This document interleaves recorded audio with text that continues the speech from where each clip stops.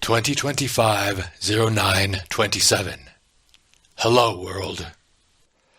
There is a long-lived conspiracy that, disturbingly, has had increasing success in recent years. It seems that daily we are witnesses of, or are informed of, hatred, suffering, and death that are the results of this conspiracy's attacks. The conspiracy's assaults have been carried out by unwitting third parties, often causing us to retaliate against the incorrect targets with poorly chosen weapons, and this has multiplied the conspiracy's victories. In varying but significant degrees, this conspiracy has infiltrated our nations, our political parties, many of our religious congregations, the sanctity of some of our homes, and even infiltrated many of us as individuals. The time is fully ripe for each of us to open our eyes, recognize this conspiracy, and commit to its extermination in an unrelenting, uncompromising, unbridled, holy war.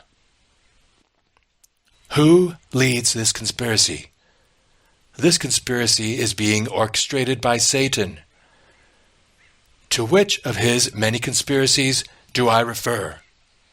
I refer to the conspiracy to propagate hostility, ill will, or bitterness within the human family. What deception and misinformation have been used in advancing this conspiracy? When we believe our brothers or sisters have offended us, we often see those brothers or sisters as our enemies. Even if our brother or sister's offense was intentional, they rarely, if ever, are fully conscious of how their offense served this conspiracy.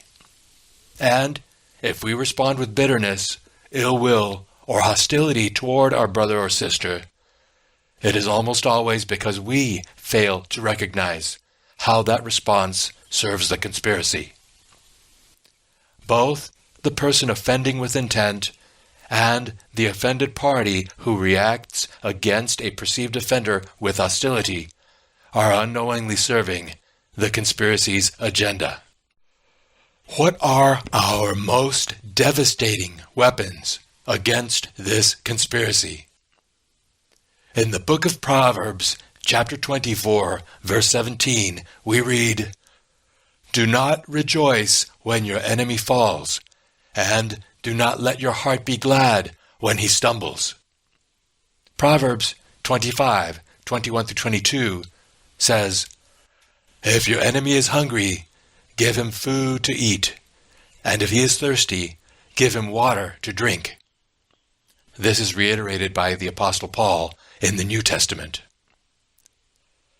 At the end of Matthew chapter 5 and in Luke chapter 6, it is recorded that our Savior taught, "If anyone wants to sue you and take your shirt, let him have your coat also.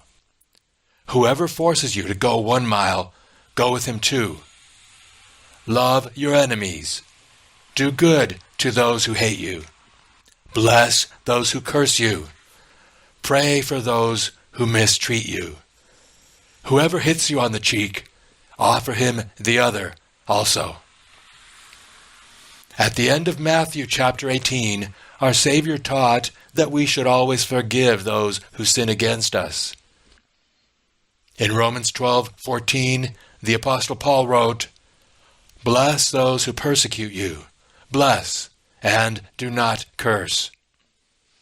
So, kindness, love, and forgiveness toward our brothers and sisters we see as our enemies, and sincere prayer in behalf of our brothers and sisters we see as our enemies, are the munitions we must employ, and we must have faith that every time we deploy these armaments of love, we are shaking this conspiracy's core. Soon, Jesus will return, will imprison Satan, and will end all his conspiracies, with or without our help. But we must enter this battle now, so we can find ourselves standing at our Savior's right hand. My message encourages fighting this conspiracy of hatred by retaliating ruthlessly with kindness, love, and forgiveness toward our enemies.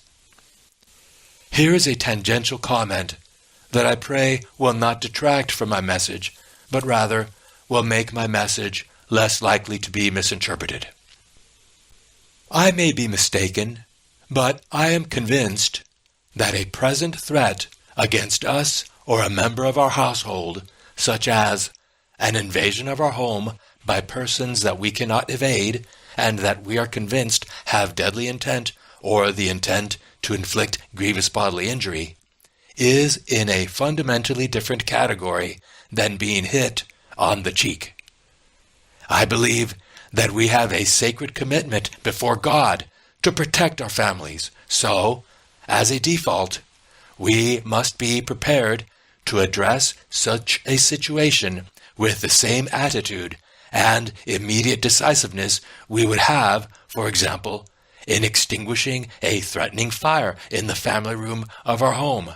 That is to say, without hesitation, by whatever appropriate means is at our disposal, not motivated by any ill will, and of course, all of this with a well-informed understanding of and an obedience to the laws to which we are subject.